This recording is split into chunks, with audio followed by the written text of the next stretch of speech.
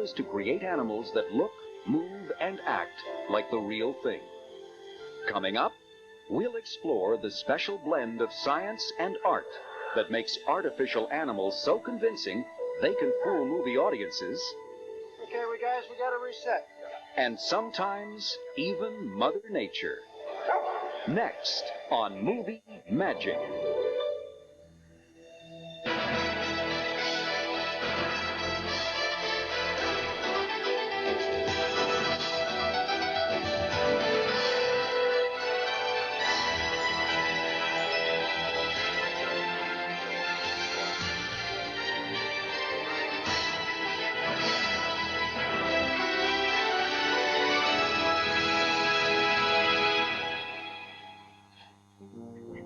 In his poem, The First Friend, Rudyard Kipling wrote, "When the man waked up, he said, 'What is Wild Dog doing here?' And the woman said, 'His name is not Wild Dog anymore, but the First Friend, because he will be our friend for always and always and always.'" Capturing the essence of man's best friend is what the filmmakers on Fluke hope to achieve. This modern-day fable follows the adventures of a dog who remembers his past life as a boy. While trained dogs will perform most of the action, animatronic doubles will be used for shots that are too dangerous or difficult to film with real animals. Dave Nelson, who previously built mechanical canines for Beethoven and Beethoven's Second, faces the immense challenge of creating identical twins for Comet, who plays Fluke, and Barney, who co-stars as Rumbo. It's relatively easy to do a dinosaur that looks like a dinosaur. You've nothing to compare it with. You put something fake next to a real thing, and no matter how good you get it, there's something that's not quite there. The process of approximating nature begins by taking photographs, reference video, and precise measurements of Comet and Barney.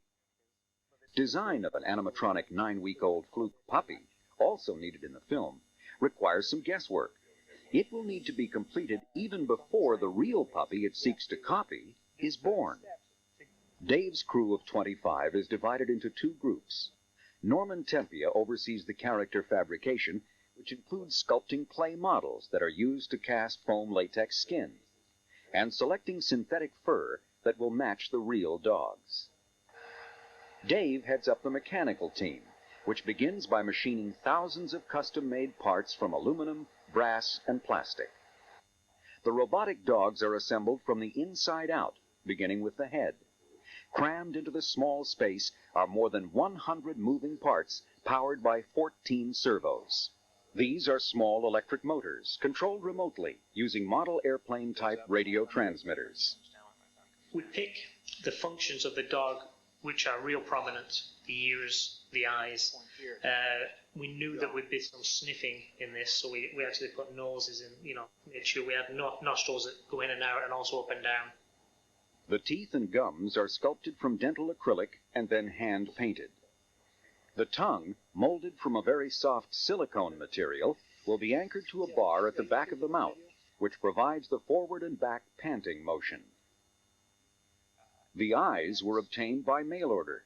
Dave sent photos of the real dog's eyes, along with desired diameters, to Nissel Limited, a prosthetic eye company just outside London, England. Here, acrylic resin is tinted to match the color of the sclera, or white part of the eye, and then poured into molds. After 24 hours, the hardened resin is mounted on a lathe and cut by a diamond drill into the eyeball shape. Each eye is then hand-painted and covered with a clear resin. Within a few weeks of placing the order, the finished eyes arrive back at Dave's shop in Los Angeles. You seen that, Norm? It's pretty quick. The animatronic dog's body movements are actuated by 50 cables. These run from hand-operated controls up through the hollow fiberglass back legs and onto the tail, front legs, shoulder, and neck. Once we've gone past this stage, we've made the mechanics and we stick the skin on. Next, Norman meticulously glues on the fur in small sections, and sometimes hair by hair. Carefully matching color and texture, he works with a variety of synthetic furs from around the world. German teddy bear fur is used for the soft hair around the muzzle. Norman then spends hundreds of hours airbrushing each dog to match the live animal's color subtleties and highlights.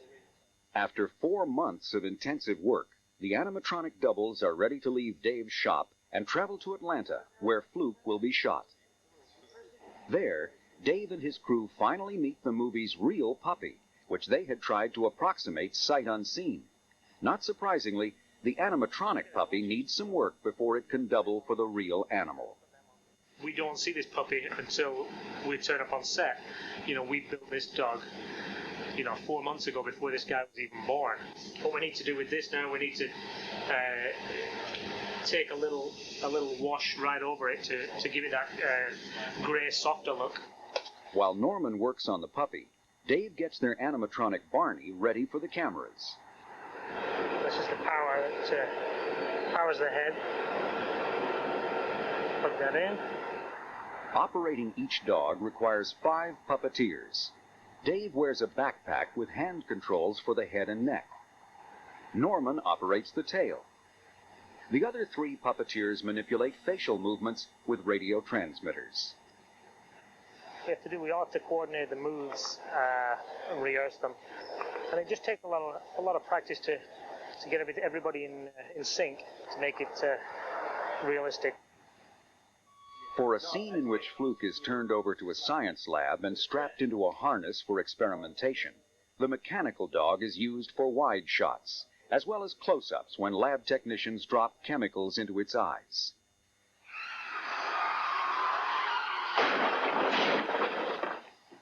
To film a pivotal car accident scene that would never be shot with a real animal, a special Fluke double was created.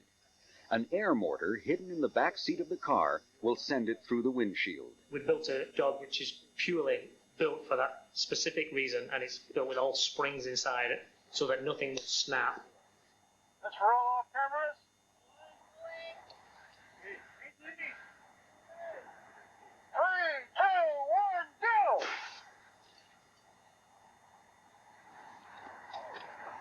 The animatronic puppy, only a few days after encountering its live twin, has made an amazing transformation and is now ready for filming. In the movie, the young Fluke grows up to prove worthy of the name man's best friend. And with this motion picture, Dave Nelson has proven he can create canine copies that would make Mother Nature proud.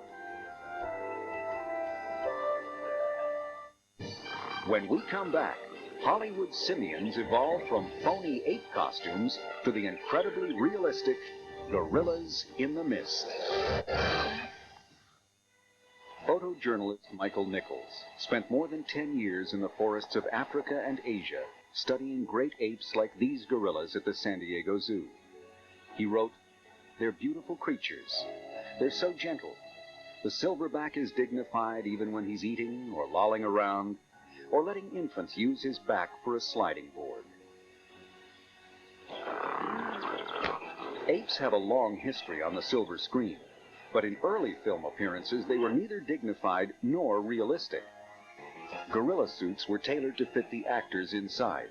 No attempt was made to replicate the differences in body shape which distinguish these animals from humans. Their longer arms and shorter legs, wider pelvis, and massive rib cage. Don't shoot to kill.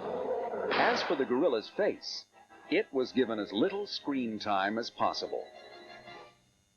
That changed in 1968, when Charlton Heston shared the screen with a group of unusual co-stars. That Bright Eyes is remarkable. He keeps trying to form words. You know what they say. Human see, human do.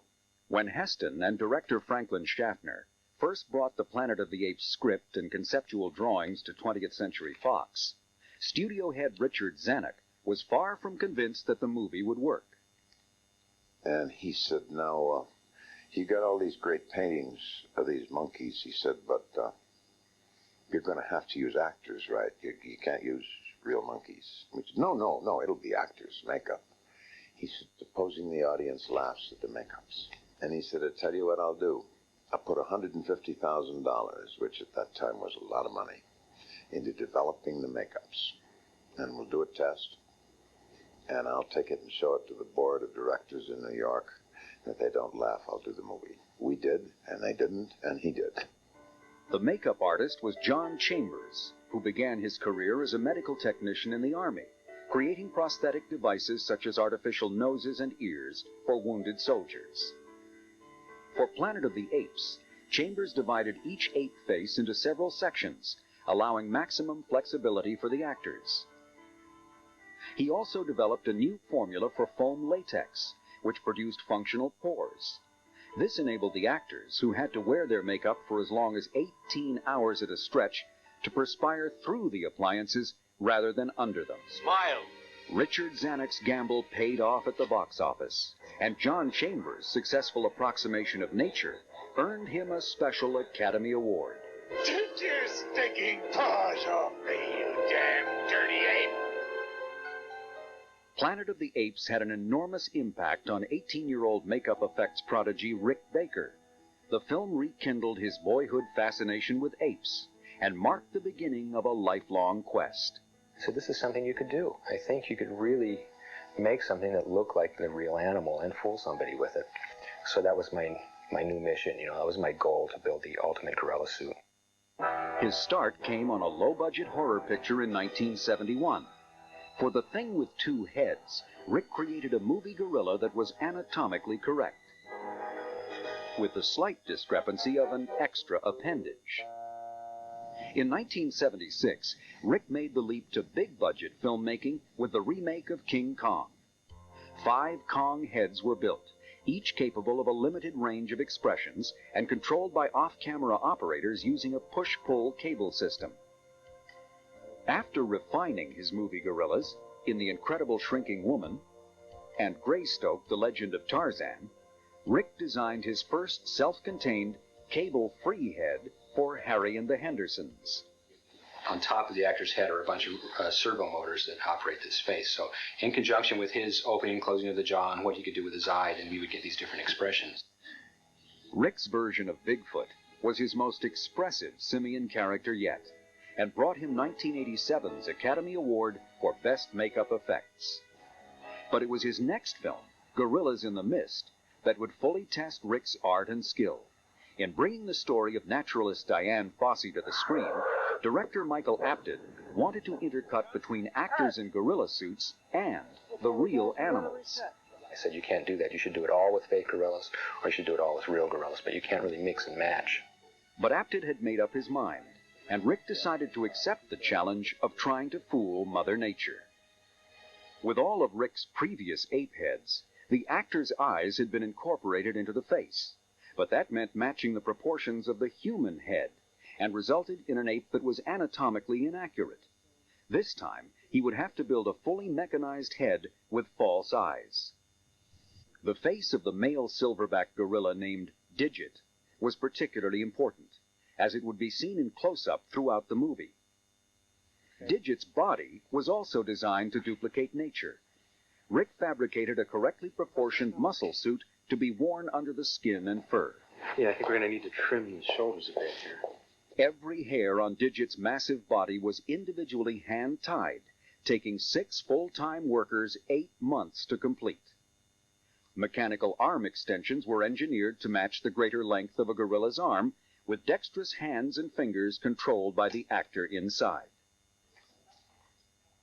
Gorillas in the Mist was completed in just over 1 year. But for Rick Baker, it was the culmination of a 2-decade-long quest, and established him as Hollywood's undisputed King of the Apes. I feel that Gorillas in the Mist, I think, is the best ape costume I've built, in that we were able to do something that I didn't even think we could really do, which was on film to have a shot of a real gorilla and right next to it a fake gorilla. The Digit suit is the gorilla suit I always wanted to build.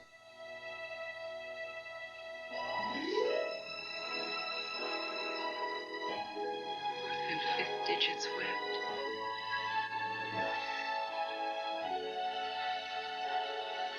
Digit. When we return, a wizard of robotic engineering seeks to replicate nature underwater for Star Trek IV, The Voyage Home. In his classic novel, Moby Dick, Herman Melville wrote, "The humpback is the most gamesome and light-hearted of all whales, making more foam and white water than any other of them." One would not normally expect to see whales in a science fiction adventure like Star Trek IV, The Voyage Home. But a pair of humpbacks play a pivotal role in the film when an alien probe threatens planet Earth. The probe's transmissions are the songs sung by whales. Whales? Specifically, humpback whales. It was the whales, more than any spaceship or alien, that posed the biggest special effects concern for the movie's producers. You had to believe that our characters would interact and be in the water with a real whale. If that didn't sell, the movie doesn't work. To head up the whale team, Effects House ILM called in robotics engineer Walt Conte. That was my very first film. So it was a great way to start, and yet, looking back, the stakes were very, very high. Walt began by watching hours of humpback whale footage, seeking to pinpoint the essence of the animal's movement. The tail actually both propels it forward and makes a turn by turning the tail sideways, and the pecs are for the subtlety of moving it up and down. Walt came up with a plan that had never been tried before, the creation of totally self-contained, free-swimming miniature whales. He and a small team of model makers and mechanical engineers quickly built a 30-inch long prototype. It only incorporated tail movement and had an external power cord, which Walt planned to later replace with internal batteries. But the model humpback was successful in demonstrating the basic swimming motion for the producers. At that point, when they saw footage of that, they said, go for it. And at that point, we started sculpting the real model and deciding how to do the other subtleties, the pec fins, and the detail. The length of the final whale was increased to 4 feet in order to incorporate 6 servos that controlled the pec fins. A waterproof electronics box containing a radio receiver and batteries, and 2 large servos for the tail. What we have here is really the guts of things that go inside the skin. So basically it was this plus the skin that made up the whole whale. And this one chamber in the middle here is the only area that stayed dry. Everything else got flooded with water. And this foam was actually flotation foam. If we didn't have this foam in here and water went everywhere, the thing would sink. So we had to add enough foam to make the thing just neutrally buoyant in the water so that it wouldn't either rise or it wouldn't sink, and it would just swim. The skin was molded from a dense polyurethane, which felt and looked like real whale blubber. It was made especially thick around the tail, where even a little wrinkling would appear huge on the wide screen and destroy the believability of the effect. In just over 3 months, Walt and his team built 4 of the model humpbacks. Each was designed to be operated by 2 puppeteers, one controlling the tail and the other the pecs. The crew had 2 weeks to practice puppeteering the whales and to iron out any operational problems before filming would begin. Lost it. We lost it. Paul! Go, Paul! Go! Radio waves by nature don't like to go through water. So there is limits on the depth of which you can operate these things. And early on, we had very weak signals, and then we ended up buying amplifiers to amplify the radio control waves to penetrate the water. The final filming took place in a high school swimming pool. To duplicate the density and color of real ocean water, the pool was muddied with diatomaceous earth. The effect was further enhanced by filming at high speed, which when projected, slows the whale's movement through the water, creating the illusion of greater mass. We had a complaint from the Fish and Game Board or something that they thought that we had actually gone out and photographed or gotten close to the real humpback whales. We knew then that we had something that even the expert, he couldn't tell. Admiral, there be whales here. It's still one of the highest pinnacles in all the work I've done is that moment when this thing, which no one thought would swim, which I wasn't even sure would swim, and it actually swims and it actually looks like a whale. It was just like this, it transcends all the details and all the processes, and it's like takes on a life of its own, this thing that's swimming on screen. After successfully going where no other effects artist had gone before, Walt Conte opened his own animatronic shop, Edge Innovations. He has since turned his attention to bigger things, like a full-size killer whale for Free Willy. Pulp and maybe do a little scratch. For one of the final scenes to be filmed on the movie Fluke, Dave Nelson has created an animatronic raccoon to join his cast of mechanical canines. And Rick Baker has moved another step toward perfectly replicating nature with this lifelike gorilla for John Hughes' comedy Baby's Day Out. These talented artisans have spared no effort in crafting convincing movie creatures. Born equally of art and science, their animatronic animals come to life on the big screen. They look and move like the real thing, fooling even the most discerning eye. It's a perfect blend of Mother Nature and movie magic.